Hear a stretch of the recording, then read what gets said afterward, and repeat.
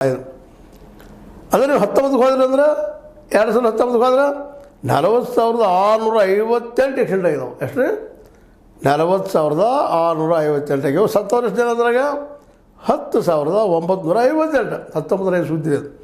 2020ರಾಗ ಅಪಘಾತ ಆಗ್ಯಾವ್ರಿ 34,178. ಒಂದು ಕಡಿಮೆ ಆಗ್ಯಾವ. 10 ವಯಸ್ಸು ಗಾಡಿ ಹೊಡೆದ್ರೆ ಕಾಣ್ತದೆ. ಸತ್ತವ್ರು ಅಷ್ಟು ಕಡಿಮೆ ಇದಾರೆ 9,760. ಇನ್ನು 2021ರಾಗ ಆಗ 34,647. ಸ್ವಲ್ಪ ಹಿಂದಿಗಿದ್ದು ಕಡಿಮೆ. ಸತ್ತವ್ರು ಒಂದಿಟ್ಟು ಹೆಚ್ಚಾಗ್ಯಾರ 10,038.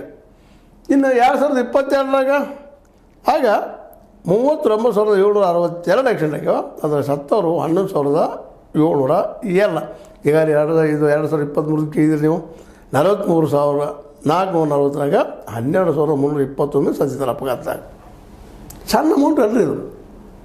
ಅಷ್ಟೆಲ್ಲ ಕುಟುಂಬಗಳು ಇವತ್ತು ನೋವಿನಿಂದ ನಡುತ್ತಾ ಇರ್ತಾವೆ. ಮನೆಗೆ ಯಜಮಾನ ಇದ್ದ, ಅದು ಹರೆಯದ ಮಗನ ಇದ್ದ, ಈ ಥರ ಹೆಚ್ಚು ಕಡಿಮೆ ಅದೇ ಇರ್ತಾರೆ. 15 ವಯಸ್ಸಿದ್ರೆ ಅವ್ರು ಹೆಚ್ಚಾಗ್ತಿರ್ತಾರೆ. 18, 20, 18, 25, 18, 30ರಾಗಿನೂ ಭಾಳಷ್ಟು ಜನ ಆಕ್ಸಿಡೆಂಟ್ ಬಲಿ ಆಗ್ತಾ ಇರ್ತಾರೆ. ಮತ್ತು 18 ಅವ್ರು ಕೊಡಬಾರ್ದು ವೆಹಿಕಲ್ ಹೊಡ್ಸಕ್ಕೆ, ಅದು ನಾವು ಕೊಟ್ಬಿಡ್ತೀವಿ. ಟೂ ವೀಲರ್ ಹೊಡ್ಕೊ ಹೋಗ್ತಾರೆ. ಬುರ್ರು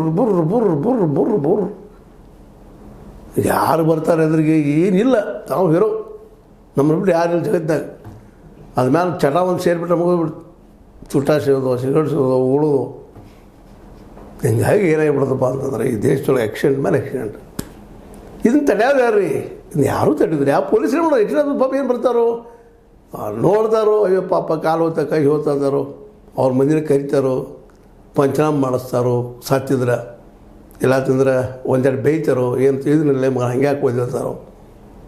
ಹೋದ್ಮೇಲೆ ಏನು ಮಾಡೋದು? ಕಾಲು ಹೋದ್ಮೇಲೆ ಏನು ಮಾಡೋದು ರೀ? ಕೈ ಹೋದ್ಮೇಲೆ ಏನು ಮಾಡೋದು ರೀ? ಕಣ್ಣು ಹೋದ್ರೆ ಏನು ಮಾಡೋದು ರೀ? ಸ್ವತಂತ್ರವಾದ ಮೀಡಿಯಾಗೆ ಬೇಕಾಗಿರುವುದು